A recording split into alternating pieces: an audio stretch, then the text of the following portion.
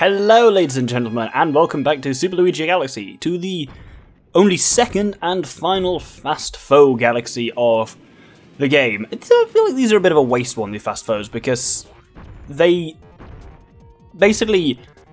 only occur on levels that have like thwomps, tox boxes, like obstacle style enemies.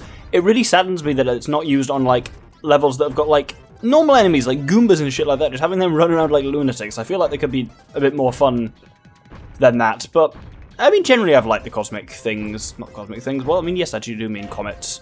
I do quite like the comet missions as a whole. Oh, balls, I meant to cross that. Oh, shit. Oh, crossing the top and bottom.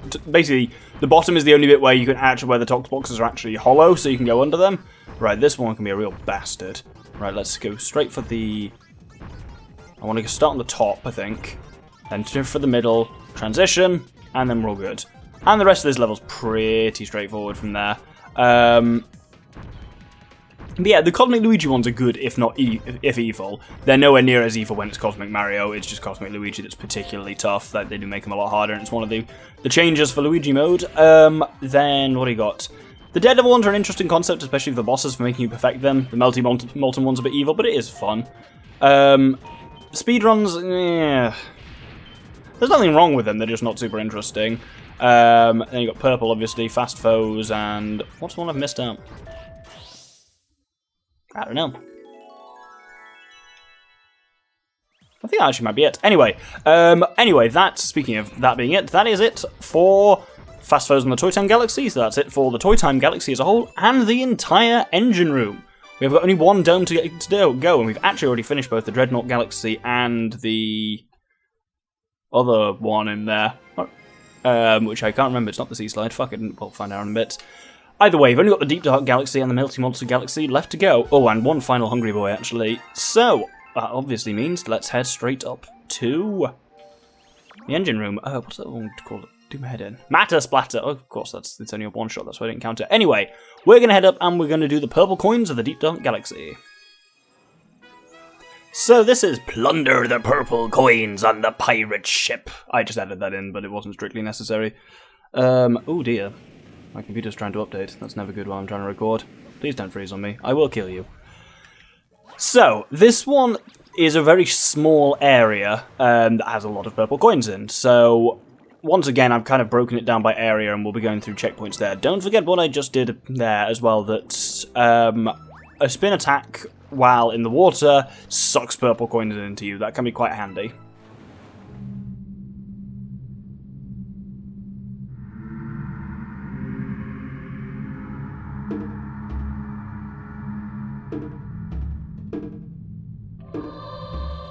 So at this point you should have 16. Now the next job is to go along this kind of cliff to the left. There is another 14 here, which will bring your total up to 30 when you've finished cliff scouring. Don't forget these ones here that you need to get by high jumping. There's one here and there's one on the other kind of one of these little ledge things that's super easy to miss all of them. To the point where I think I've missed one already, because I should be on 30 by now, and I'm on 28, 29 even. Oh yes, there's one over there, another one. Wonderful. Right, now time to get into the water, I believe. Is it? Yes, it is. So, let's ignore those ones for now, and we need to swim round here on the water's surface, which gathers us a further 6. Now here I've very helpfully given my instructions for myself in ship terminology. So I've said there's ones to be gathered on the stern and the port, which is the back and the left. But it's also, in order for that to work, you need to know which direction the ship is facing. So I guess well, I'm gathering these ones here, so I'm assuming that this is the port. Is it? Well, so the stern is the back, which I assume is here, because it doesn't have a figurehead or anything, and it's got a bloody huge rudder. Yes, that does kind of give it away, doesn't it? So, having gathered 47 here, it's time to go underwater, where there are, well, there's up to 59 to be obtained, as in enough to get you up to 59, and they are split as follows. There is one underneath the bow, there are 2 underneath the bottom of the hull generally, there are 3 on a ledge over to the left, and there's a remaining 6 just on the floor. Don't forget, especially as Luigi, that if you spin to gather coins, it's all well and good, but it does drain your air at a faster rate than otherwise. With that done, it's nice and straightforward from now on, because all the rest of them are physically on the ship itself. I really did toy, and I'm curious to see how that comes out. I toyed with the idea of recording these entirely post-commentary, these kind of exploratory Purple Coins episodes, because I did that, I think, for the remaining blue coins, and possibly for the 100 yellow coins missions on Sunshine. I did that all post-commentary, and I remember it feeling just slightly odd, and I think the main thing that gets me is, like now, sometimes these are a chance to reflect, and sometimes just like funny stuff happens, I kind of want to talk about it. Restricting myself entirely to post-commentary is kind of annoying. It feels a lot more wooden and forced than these things both usually do and should, so I thought I'd try to avoid on this one. So I'll see how it's gone of kind of this hybrid approach I'm doing to having it commentary recorded live, but well aware that I'm going to judiciously use the speeder. So, anyway, we're nearly at the top here, quite literally. What do you mean quite literally? I think I'm just going to say nearly at the end, and I said nearly at the top. Quite literally, it's like, well, yeah, that could only really be interpreted literally. The final one here is a bit of a bugger to get. You can see it over there underneath that bloody stalactite. And you basically need to do a silly long jump over to it, like so. Skilly-doo! Oh no, oh no! Oh, nice. Now, the real question is, can I land back on the ship? Our survey says yes! Oh, wonderful. With that done, time to do a secret in the Melty Molten Galaxy, so let's head over to number 1. I mean, that's the end of the Deep Dark Galaxy, so other than the final Hungry Boy, the Melty Molten Galaxy is all that remains, so of course that's where we're going next. So here we first need to gather 80 bits in total, which is quite a lot, and head over to the section with the glass spheres. There's a little trick to it first, because if we can actually get it to the point where we're about to launch into the volcano, we can actually refuse to use the launch star. If we wait, it'll drop us into the heart of the volcano itself. There's a switch here. Hit the switch, and the volcano will start to erupt, but there's also a ton of bits available here. I don't know if you necessarily need them, because when the volcano erupts here anyway, there are a lot of bits available for you here, so getting 80 is actually nowhere near the daunting challenge it sounds. I mean, you have to be actively gathering them, but beyond that, not too much, because here is our Hungry Boy. So, if we feed him 80, then he transforms into a new area, an area known as Burning Tide, which sounds almost like it's going to be an STD or something. I immediately regretted saying that. So this one can be kind of tough, Burning Tide. And as it should be for our final silver secret star in the game. It is also our final silver star in the game, because it's a gather the 5 silver stars. So you can see here, God, it does look like an anus or something, doesn't it? Fiery anus, the old Taco Bell ass. You can see from the scorch marks, where the Burning Tide is going to come up to. So just, be careful on it. There's a life stream somewhere, which is often worth grabbing. But pretty much every raised section will have something worthwhile on it. Oh, I've made a mistake. No, I haven't. Here's the life shroom, totally worth grabbing, because it's very easy to make a twat of yourself and die here. Oh, that was a stupid maneuver, but it looked cool as shit, except for the part where I hit the spinning lava fire things, but I don't even know if I could have done that if I was trying. Oh, little cinders, odd. Where the fuck is the final one? Oh, it's over there. Ah, brilliant. I can't actually remember where the star spawns on this, so hopefully it's somewhere close to me here. Let's grab that.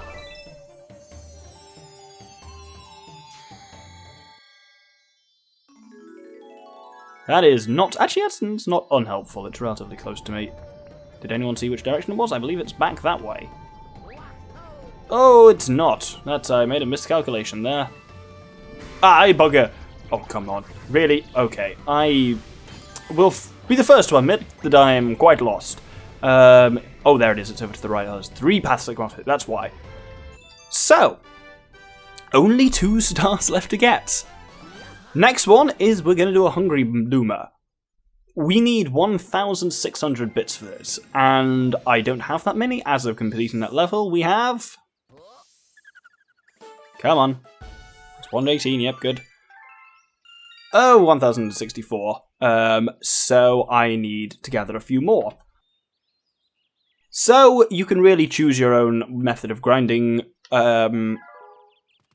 starbits here. My favourite is the Sling Pod Galaxy, because it's relatively straightforward. You get bits at such a rate there. Basically, you want a situation where you can die and respawn and get bits again, and generally get more than 50 bits per death, because then that means you're getting you're not losing any lives to do it. 50 bits will get you a 1-up. So I find the Sling Pod Galaxies like that is relatively straightforward to grind that many bits on. I'm not sure we haven't seen before what it actually looks like when you get a star you've already got, but yeah, it's all weird and clear. But that got us more than enough stars, which is wonderful. So, with that done, what do you want, Nail Toad? Here's a letter from Peach, blah blah blah. Are you giving me money? Well, not money, but 5 1-ups. I don't think we'll need them because we've literally only got 2 missions left in the game, but we'll do it anyway. So, now we need to head up to the garden.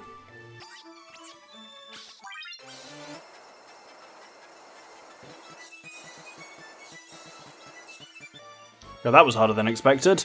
And yes, to the hungriest boy in the game who wants a grand total of 1,600 bits. Let's feed him up.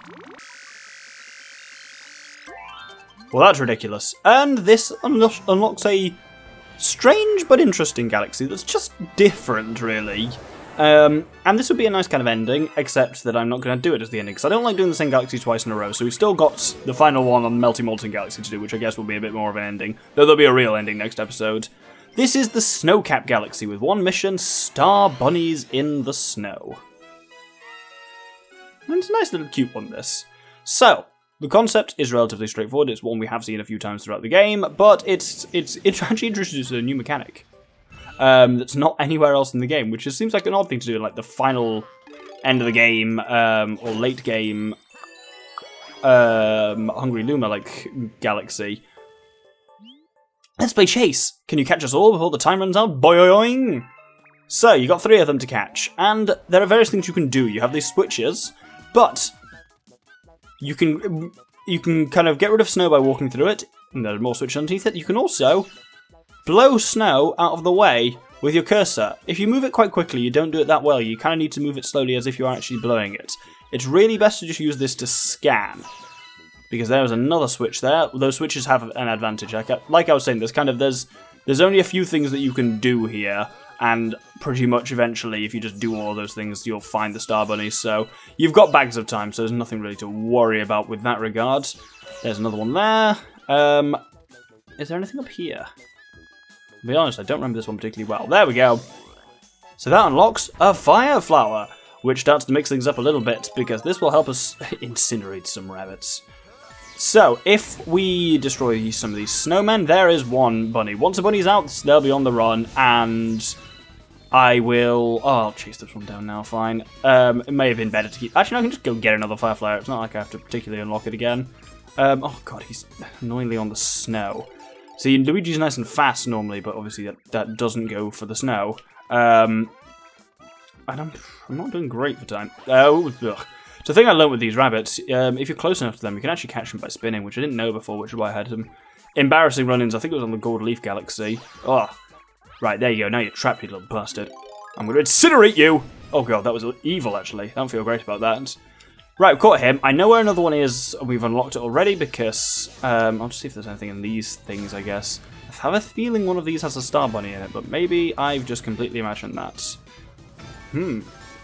Let's see, is the Doctor losing his mind? Anyway, there's a shell here, which takes us to a Star Bunny in here, which is then 2 of our 4. Unfortunately, he's trapped himself as well. Oh, that made an interesting noise. Right, where the fuck is Star Bunny number 3? Is he in this hole? I swear one of them is in one of those holes. There we go, that's it. I had a feeling he was around there. I've not got a great deal of time to catch the bastard, especially if he insists on being the snow. Let's try and see if we can drive him to the north and into that hole. Or try and nail him with a shell. That'll work. God.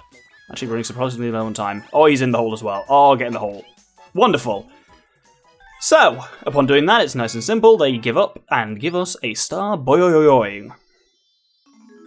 And that's our final Hungry Luma Galaxy, which means we have only 1 star left to get in the game. Which is, as I very much mentioned before, the purple star coins on the Melty Molten Galaxy. So this is red hot purple coins, which takes place just around the beginning of the level, really. It's relatively straightforward. As such, I'll be doing my usual hybrid speeder thing, which also gives me a chance to put on some cool music. So this music that I'll be playing at the moment is from Super Mario Galaxy 2, and I always forget it's not in this game. There is a sequel to this galaxy in that it's called the Melty Monster Galaxy in Super Mario Galaxy 2, and it has bloody fantastic music, some of my favourite. I think I may have already used it in this series or not. I can't remember actually.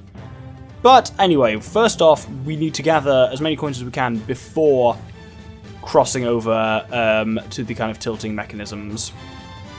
So, with that done, our next challenge is of course to cross the tilting mechanisms, and there's a few tricksy ones on here where you have to tilt the mechanisms quite low down, and just remember it is weight-based, therefore if you just kind of keep jumping off it, you will slow or even reverse the rate at which it sinks into the lava to avoid incinerating yourself. So, if you've done everything right, you should have 53 at this point. We now need to gather a few here from this fumarole section, but the most important thing is actually not to go up the fumarole section, because as in not to go up to the right there, because there's nothing actually of use up there. It's only the top, which we need to kind of get back to later. Oh no, that was a lie, I do want to do it now. When I was practicing this, I changed my route around quite a lot to try and do one that's fairly optimal, and I guess I went back to this bit.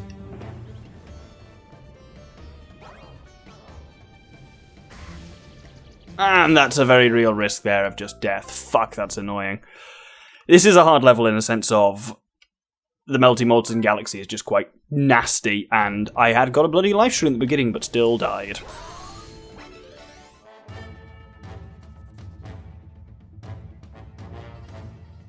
Yeah, those ones are just particularly nasty. Anyway, what we need to do here is take this launch star, not take the next one, and fall down, and we gather a few on the way down there. Now here, we need to reverse our steps a little bit and go back over to these floating platforms here, on which we will find a few more. And then our final few... Oh, bugger. Fuck. Oh, on platforms this small, going into lava is really dangerous, because you just have a tendency to bounce around like a lunatic. And I really don't want to die again. This level is just the annoying type of not actually... It's neither that hard or that time-consuming, therefore when you do have to do it again, it just feels, if anything, somehow more frustrating. Right, we've got our kind of final checkpoint here, which is, at this point we need to have 95, which we do. Let's just grab that last one without killing myself, that's quite a tricky one. And for our final few ones, we launch ourselves into the volcano. And if we drop off, we can very quickly get... Oh, that one at the edge is a real bastard. Oh, it's gonna kill me. I'm gonna fall in the lava and I'm gonna die, even though this thing... Oh, bugger! Oh, okay, that was unfortunate. Right, onwards. So now we need to redo what we just did, and it's unfortunate that it's gonna be really fucking hard to do with 1 health. Oh, my gut just wants to fucking do it. Oh, I shouldn't have done that. That was a horrible, terrible risk. Right, let's watch out for these fumaroles.